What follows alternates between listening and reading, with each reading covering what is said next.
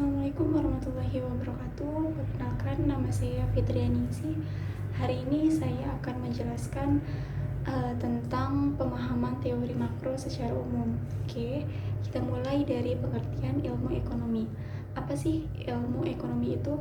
Ilmu ekonomi adalah ilmu sosial yang mempelajari aktivitas ekonomi dan mempelajari bagaimana masyarakat membuat pilihan dalam mengelola sumber daya yang terbatas demi meningkatkan kesejahteraannya. Jadi, penekanan di sini, masyarakat membuat pilihan atas sumber daya yang terbatas demi meningkatkan kesejahteraannya.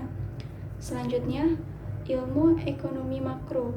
Ilmu yang mempelajari ekonomi secara keseluruhan yang berkaitan dengan efisiensi penggunaan faktor produksi yang tersedia agar terciptanya kemakmuran masyarakat yang maksimal. Makroekonomi itu sendiri dapat digunakan untuk menganalisis target-target kebijaksanaan seperti pertumbuhan ekonomi, inflasi, dan tenaga kerja. Tujuan ekonomi makro di Indonesia yang pertama meningkatkan pendapatan nasional, yang kedua membuka kesempatan lapangan pekerjaan, yang ketiga meningkatkan kapasitas produksi secara nasional, yang keempat mengendalikan inflasi, yang kelima menjaga kestabilan ekonomi, yang keenam menyeimbangkan neraca pembayaran luar negeri. Mungkin itu saja yang bisa saya sampaikan dalam materi pemahaman ekonomi secara umum ini. Selanjutnya, saya akan membahas materi ekonomi khususnya tentang pengangguran dan cara mengatasi pengangguran. Kalian tahu nggak sih? Pengangguran itu dianggap sebagai salah satu faktor terbesar penyebab dari tindakan kriminal. Kenapa? Karena tindakan ini seseorang tidak bekerja, sementara kebutuhannya harus terus terpenuhi. Maka terkadang orang nekat melakukan sesuatu yang jahat. Tapi saya di sini bukan untuk membahas masalah kriminalnya, melainkan tentang akar masalah itu sendiri, yaitu pengangguran. Apa sih pengangguran? Kenapa bisa terjadi dan gimana cara mengatasinya? Menganggur itu tidak sama dengan tidak bekerja atau tidak mau bekerja. Orang yang tidak mau bekerja itu bukan sebagai pengangguran, sebab jika ia mencari pekerjaan, maka ia akan segera mendapatkannya. Nah, yang disebut sebagai pengangguran itu jika mereka yang sedang mencari pekerjaan atau sudah berusaha namun mereka belum mendapatkannya. Secara umum, ada beberapa hal yang menyebabkan terjadinya pengangguran. Yang pertama, besarnya angkatan kerja tidak seimbang dengan kesempatan kerja. Yang kedua, rendahnya keterampilan dan tingkat pendidikan. Yang ketiga, kemajuan teknologi. Yang keempat, pemanfaatan tenaga kerja antar daerah tidak seimbang.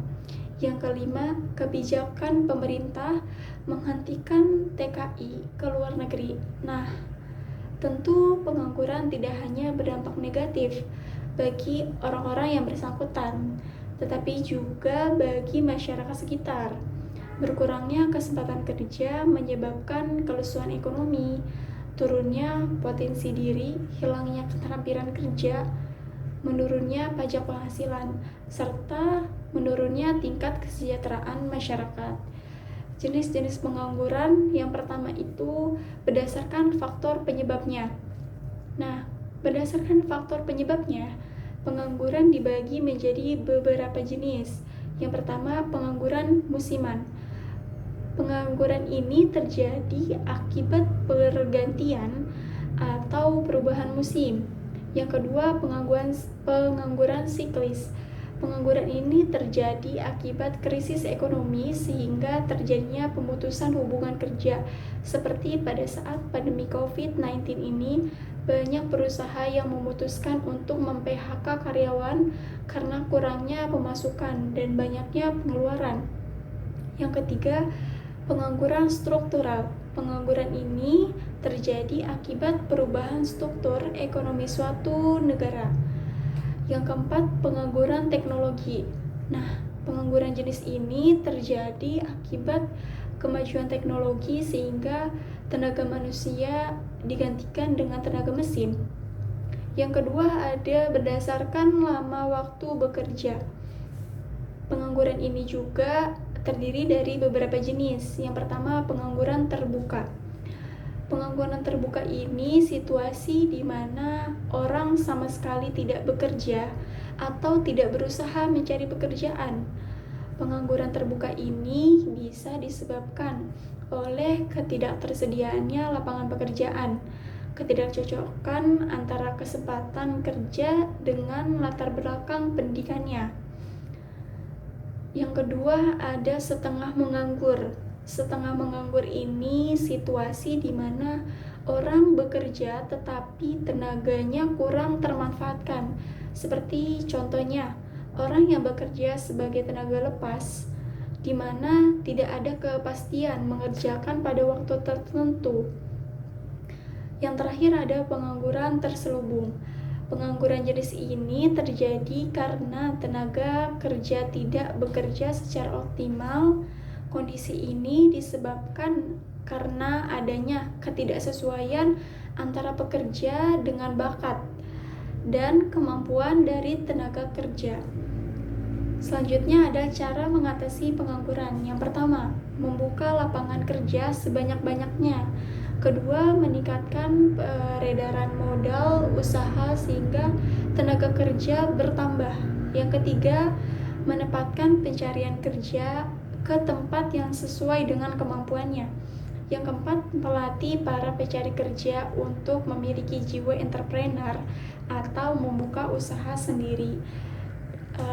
Mungkin itu saja yang bisa saya sampaikan dari materi pengangguran. Kurang lebihnya saya mohon maaf. Wassalamualaikum.